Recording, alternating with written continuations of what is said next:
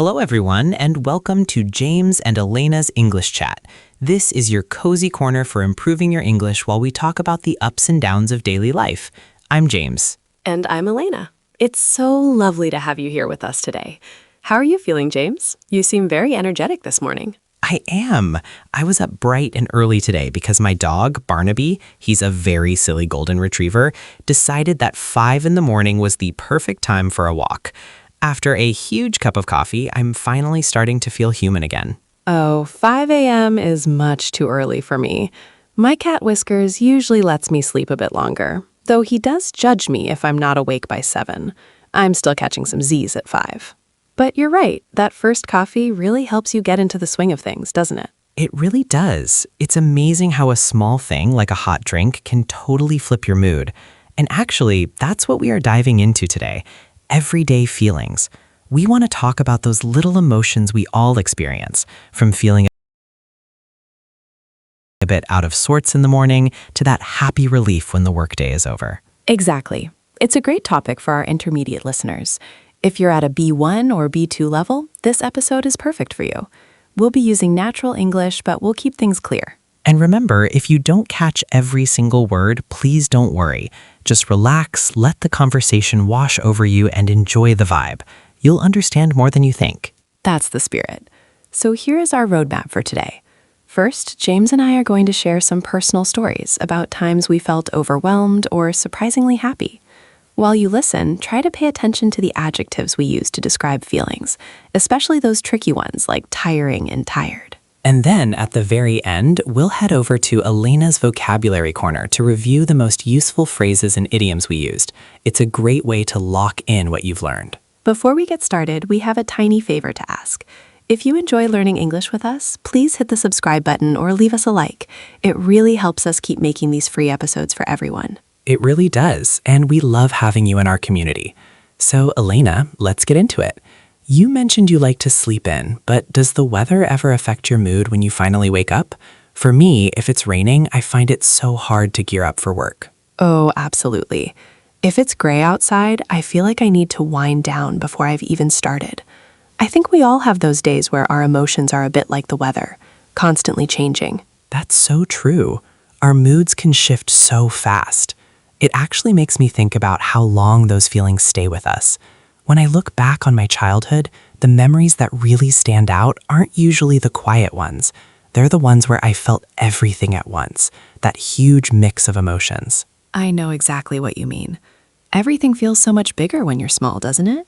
A tiny problem feels like the end of the world, and a small treat feels like winning the lottery. It really does. I remember this one playground near my old house. There was this slide. Well, to a 7-year-old version of me, it looked like a giant mountain. It was one of those old-fashioned metal slides. On sunny days, the metal would get so hot it was like a frying pan, but I didn't care. Oh, those old metal slides. They were actually a bit dangerous, weren't they? I remember the sound of shoes squeaking on them. Did you actually have the courage to go down, or did you just stare at it from the bottom? That was the struggle every single time. I would climb up the ladder feeling so brave and strong. Step by step, I'd get higher and higher. But the moment I reached the very top and looked down, I would get cold feet. I'd just sit there at the edge, frozen. My heart would be racing. Getting cold feet is such a perfect way to describe it. You're ready to do something, but then your fear suddenly stops you. It's that classic battle between being excited, which is a positive feeling, and being scared, which is a bit more negative. But at the top of a slide, they are almost the same thing, aren't they? Exactly. It was a total roller coaster of emotions before I even moved. Eventually, I'd hear the other kids shouting from the bottom, or I'd see my mom waving, and I'd finally take the plunge. I'd let go and slide down as fast as I could. And how did it feel when you finally hit the sand at the bottom? Pure relief and total joy. That 1 second of falling felt like forever, but the moment I landed, I wanted to do it all over again. I went from being terrified to feeling like a superhero in 5 seconds. It's funny how those big feelings from childhood stay so clear in our minds. It's amazing how our brains record those moments. How about you, listening at home? Do you have a memory from when you were little that feels really vivid because of how you felt? Maybe a big slide or your very first day of school? We'd love for you to think about that feeling. Was it scary, excited, or a bit of both? I bet everyone has at least one mountain they had to climb when they were small. It's like those emotions are the glue that holds the memory in place. Even now, if I see a really tall slide at a park, I feel that tiny bit of nervousness in my stomach. It never really goes away. I think that's a good thing. It reminds us that we can face our fears. As adults, we often try to bottle up our feelings or act like we aren't scared. But as kids, we just lived them. We felt them 100% and then moved on to the next adventure. Speaking of those adventures, you've traveled a lot more than I have, Elena. Does that feeling of being an explorer stay with you as an adult? I mean, when you were visiting somewhere completely new? It really does, but it becomes a bit more complex. For me, travel always starts with a bittersweet feeling. Have you ever used that word, James? Bittersweet? I think so. It's like when something is both happy and sad at the same time, right? Like eating dark chocolate while watching a sad movie? That's a great way to put it. For me, it happens at the airport. I am so excited to head off on a new journey, but saying goodbye to my family at the security gate makes my heart feel heavy. You're looking forward to the trip, but you're already missing home. I feel you. I'm terrible at goodbyes. I usually just hug everyone way too hard and then run toward the gate before I start to look too emotional. But once you actually get on the plane, does that sadness go away? It usually does once I land. The moment I step out into a new city, I start to soak up everything. The different smells, the sound of a language I don't understand, even the way the sunlight hits the buildings. My heart starts to beat a little faster, but in a good way. I love that. It's like you're a different person when you're away from home, isn't it? At home, I'm the guy who loses his keys in the refrigerator, which really confuses my wife Emily. But in a new city, I feel like a brave explorer who can handle anything. Exactly. We find different versions of ourselves. When I'm in a big, busy city, I find myself walking faster and acting more confident. But if I'm in a quiet village, I slow down and just take in the view for hours. You have to get around differently, and that changes how you feel about yourself. It's amazing how a place can pull a different personality out of you. Do you ever find it hard to come back, to be the normal version of Elena again? Sometimes. I look forward to my own bed and a quiet cup of tea, of course. But I always bring back a little piece of that traveler version of me. It helps me stay curious, even when I'm just walking to the grocery store. That's a lovely way to live. How about you, the listener? Have you ever visited a place that made you feel like a completely different person? Maybe a city that made you feel brave, or a beach that finally made you feel calm. We'd love for you to think about that feeling for a moment. It's so interesting how places change us. But you know, James, sometimes you don't even have to leave your house to feel a bit lost. Have you ever felt homesick while you were actually sitting on your own sofa? That sounds impossible, but I know exactly what you mean. It's like you're physically at home, but your mind is somewhere else, or you just feel a bit out of sorts. My living room is full of my stuff, but sometimes it doesn't feel like my sanctuary. I feel you. It happens to me when life gets too busy. When my to-do list is miles long and the house is a mess, my sense of peace tends to take a back seat. I'm there, but I'm not really at home in my own head. Does that ring a bell for you, the listener? That feeling of being in your own space, but still longing for a bit of quiet? It definitely rings a bell for me. On those days, I feel a bit down in the dumps. I'll look at a pile of laundry and feel like I'm climbing Mount Everest just to move it. But then, something tiny happens, and my whole mood flips. Oh, like what? Give me an example. Well, yesterday I was having one of those blah days. Then I finally found the charging cable for my old camera. I'd been looking for it for months. Suddenly, I was on cloud 9. It was such a small victory, but I felt like I had won the lottery. I love that. It's the small win energy. It's amazing how those tiny moments help us power through a tough afternoon. My husband, Mark, he's a civil engineer and usually very serious, gets like that too. If he finally manages to fix a leaky faucet, he's happy for the rest of the week. Exactly. It's about celebrating the little things. We spend so much time waiting for the big happy moments, but the small ones hit home just as hard if you notice them. How about you, the listener? Have you had a tiny victory lately that made you feel like you were on cloud 9? Maybe you found a $5 bill in an old jacket? Or you finally understood a difficult English grammar rule? I hope it was the grammar rule, but really, those feelings are so valid.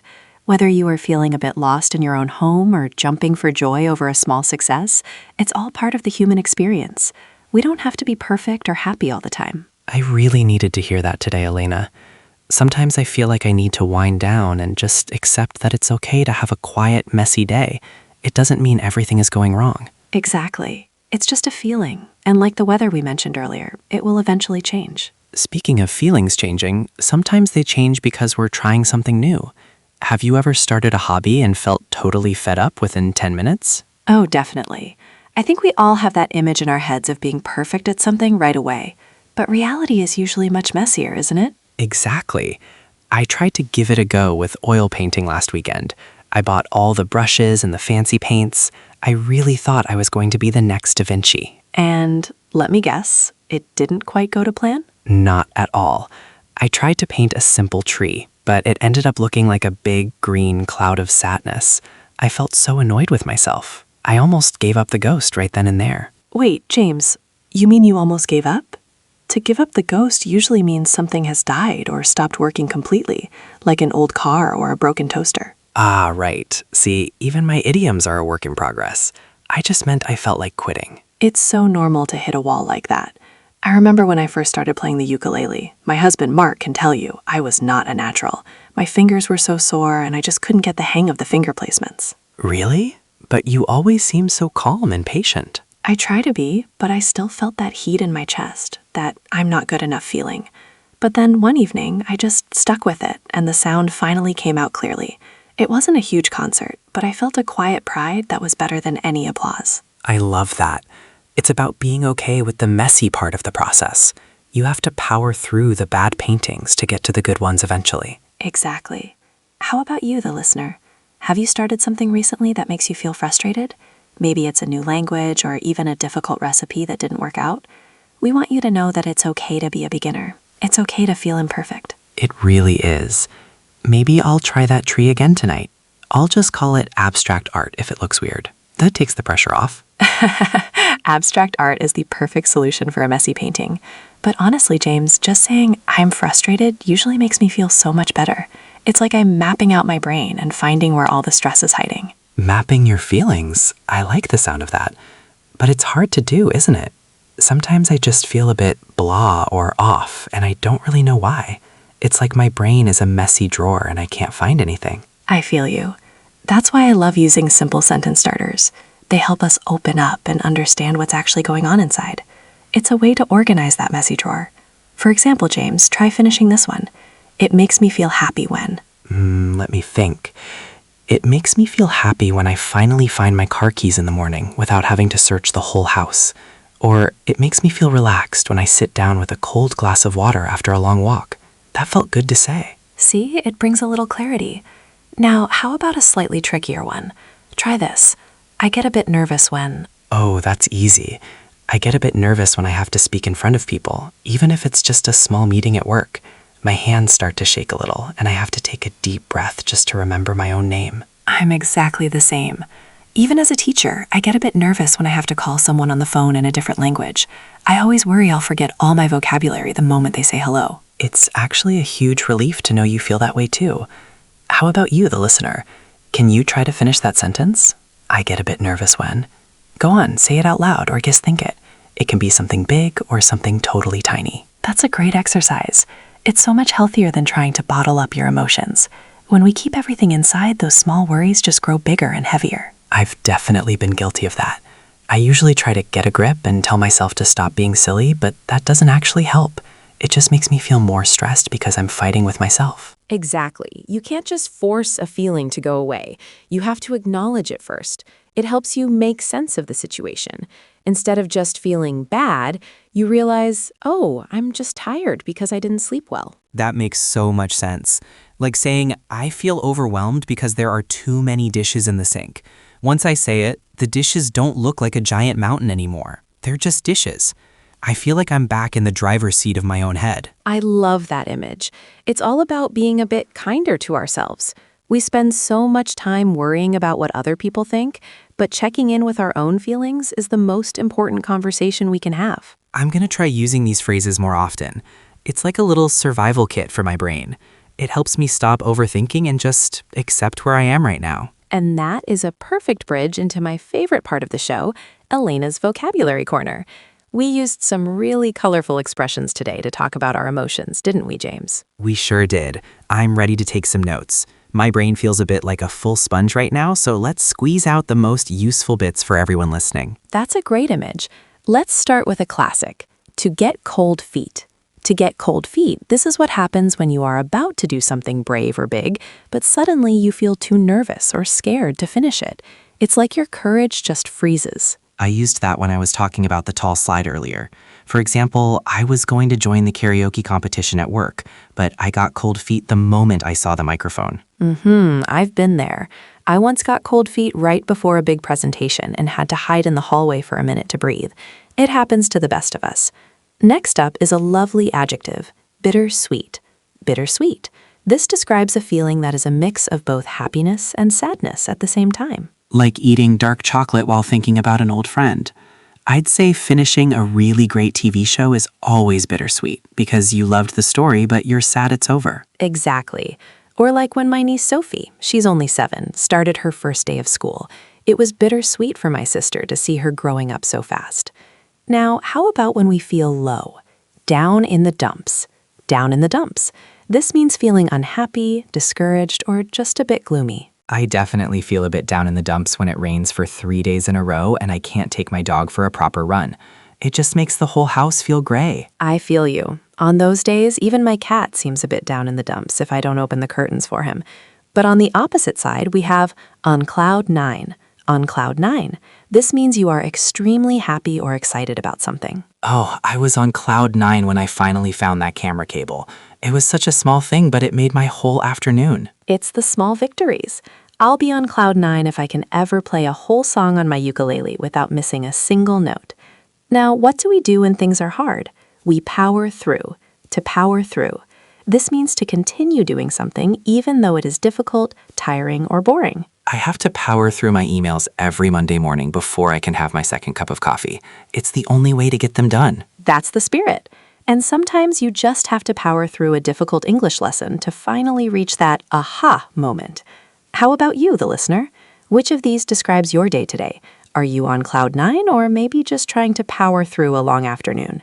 We'd love for you to try using one of these phrases in a sentence of your own. That's a great challenge. Just saying the words out loud can really help them stick in your memory. I already feel much more confident about using bittersweet now. I'm glad to hear it. It's all about taking these colorful bits of language and making them your own.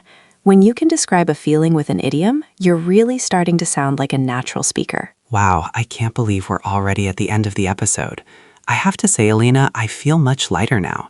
Just talking about all these different emotions makes them feel a lot less heavy, if that makes sense. It makes perfect sense, James. That's the power of sharing how we feel. It's been a wonderful chat, and I've really enjoyed hearing your stories about tall slides and messy paintings. But before we wrap things up for today, we have a little mission for our listeners. Oh, that's right. It's time for some homework. But don't worry, everyone. There are no wrong answers for this one, and you don't need a dictionary. Well, maybe just a tiny one. Exactly. We want to end on a positive note. Our challenge for you is this. Look back at your day so far and find one thing, even the smallest, tiniest thing, that made you smile. Then we want you to share it with us. I love that idea. It's so easy to focus on the things that go wrong, isn't it? For me, a small thing that made me smile was earlier this morning at the coffee shop I visit called the Rusty Spoon. The barista, Mike, actually remembered my order without me saying a word. It really brightened my day to feel recognized like that. That's such a lovely example. For me, it was seeing a bright yellow butterfly land on a flower in my garden this morning while I was drinking my tea. It was just a second of beauty, but it made me feel very calm. How about you, the listener? Did you see a cute dog on your way to work? Did you finally finish a book you are reading? We'd love for you to tell us about your smile moment in the comments. Yes, please do. It's great practice to try and describe a happy moment in English. All in all, I think we've covered a lot of ground today. We've talked about fear, joy, frustration, and everything in between. We really have. And remember, as you continue your English journey, you will feel all of these things. Some days you'll feel like you're on cloud 9 because you understood a whole movie. And other days you might feel a bit down in the dumps because a grammar rule is confusing. That is completely normal. Every emotion is just a sign that you are learning and growing. I couldn't agree more. So keep it up, everyone. You're doing an amazing job just by being here and listening. I'm going to head home now and try to wind down with a good book, and hopefully I won't lose my bookmark. Haha, I hope so too, James. Thank you all so much for spending your time with us today. It really means a lot to have you in our little English learning community. If you enjoyed the show, don't forget to subscribe so you don't miss our next chat. Definitely. We can't wait to hear from you. Take it easy, be kind to yourselves, and we'll talk to you again very soon. Goodbye for now, and happy learning. Bye-bye.